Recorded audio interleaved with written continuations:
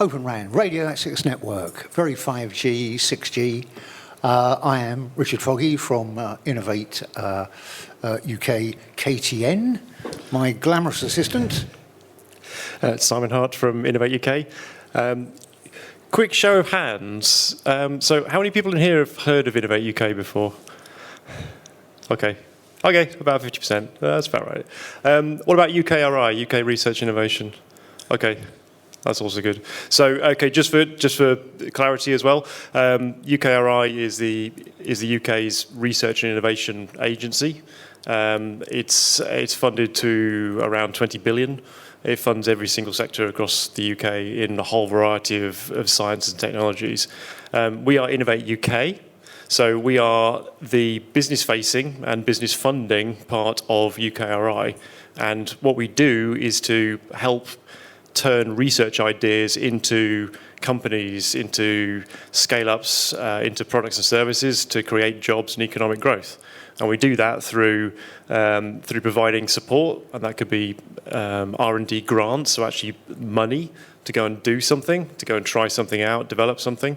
But it's also in the form of support, and that's a function that our colleagues within the wider parts of Innovate UK all do. Also joined by our colleague Tom Kirkham in the front panel here. Tom could be on hand as well to help answer questions a little bit later. But I'll hand over to Richard. Thank you. Thanks, Simon. Indeed, and in Innovate UK KTN, you can tell by the name, we're kind of related. We're a not-for-profit, wholly owned by UKRI. We do the networking bit, the get out, the come ye all stuff. Okay, so why OpenRAN? Well, it's in pursuit of government policies, and it also meets a commercial imperative.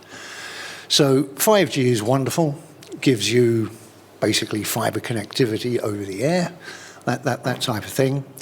But it has a shorter range than the Gs that have come before, if you will. So in order to get the coverage, you're going to need more hardware infrastructure deployed in order to get this. If you're looking at a sort of a classical MNO, major network operator model, where you want to own all the infrastructure and all the clients, this would mean in the UK we're going to need fourfold replication of the infrastructure. Clearly, that's not going to work. It's not affordable. There just isn't the availability of the kit there. And indeed, this was something that was looked at in the Future Telecoms Infrastructure Review. There's also recently been a wireless infrastructure strategy discussed, which looks at this and promotes the idea of shared ownership of infrastructure and open infrastructure. Now, when we set out on the 5G journey, we were very good friends with Huawei. But unfortunately, a couple of years in, the wheel dropped off that one. Indeed, lovely people, there's nothing shady about their tech. There are issues about security of supply of the components that go into it. So we've had to avoid them as a vendor in sort of public networks. And any network that wants anything to do with the public sector can't have high-risk vendor stuff in. And this left a bit of a hole.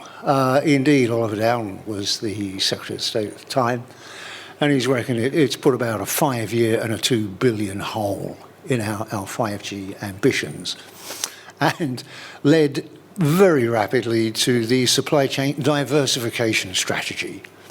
There just aren't enough vendors of the 5G, the RAN equipment, radio units, control units, distributed units, RAN intelligent controllers out there to meet the needs of our connectivity aspirations, and similarly at a price point be able to be met by the MNOs.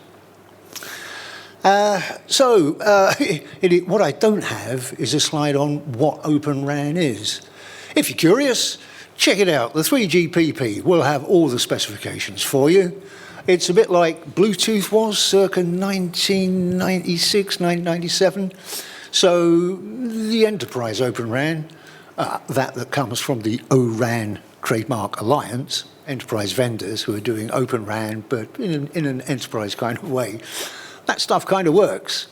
The rest, it's a bit pick and mix as to whether that particular control unit it will certainly interconnect, but will it interoperate with the distributed units and the radio units and then the rest of the networks? And then you get multi-access edge computing thrown in there as well. It all gets very complicated and needs orchestrating at quite a high level.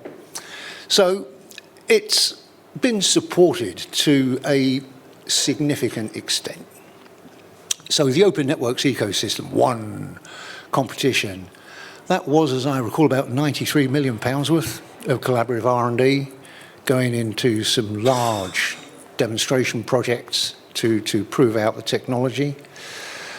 We recently closed the SBRI. What a great scheme SBRI is. That's 100 cents on the dollar. That's contract R&D. None of this grant malarkey, no match funding. Some tasty projects have come forward in that one. I think we're yet to announce the winners, Tom, a bit soon. Yeah, soon, I think, at World Congress, I think. Ooh, watch this space. But indeed, there's some great tech in there, specifically addressing sort of OpenRAN issues. And just closed, Innovate UK Net Zero Living Digital. That's one of these guys, fast start competitions. So 50K, got a bright idea, and indeed £500,000 in that one was specifically looking at greening of telecommunications. That's the downside of OpenRAN, if you will. The upside is it's built on off-the-shelf x86 chips. It's all software defined. So by using commodity components rather than kit based on ASIC technology, there's a lower cost of ownership. It does mean, however, that the stuff isn't optimized for operation and particularly energy efficiency. If you buy some nice enterprise closed RAN, it's going to give you brilliant performance and great energy performance as well. The OpenRAN stuff currently doesn't do that. There's a lot of scope for innovation in how these things are built, designed, how they're controlled dynamically when they're operating in the network.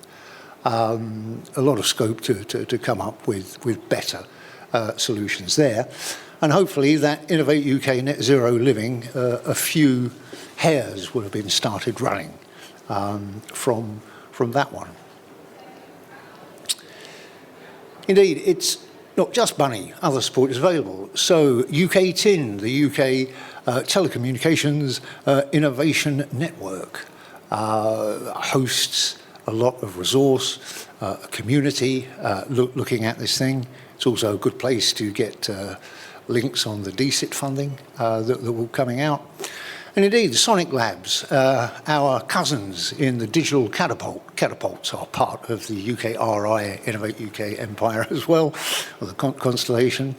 The Sonic Labs, it's a great test bed. New vendors can rock up there. They will put the kit through its paces and see if it does actually perform and come up with some benchmarks. Yep, some nice up-and-coming European vendors present in there. Also just added a couple of Taiwanese new vendors to their cohort. Other catapults, the semiconductor applications catapult, have also got superb radio laboratory facilities down in South Wales. And we're not done yet. More competitions will follow.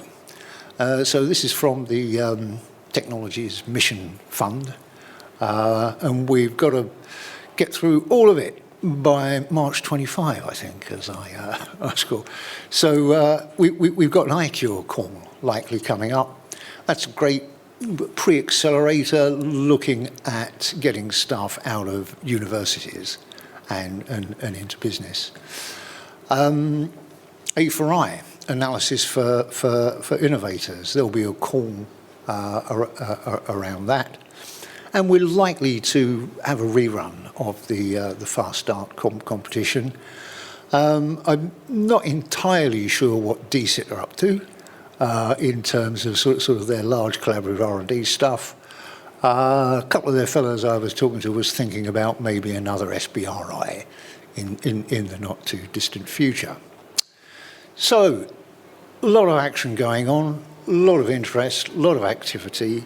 We are open and inclusive, and if you think that there's something on the Innovate UK, KTN, Innovate UK, or Catapult store that would take your fancy, please do get involved. And indeed, we would like your input, very much please. We're conducting an open source survey to get your views on what needs to be addressed.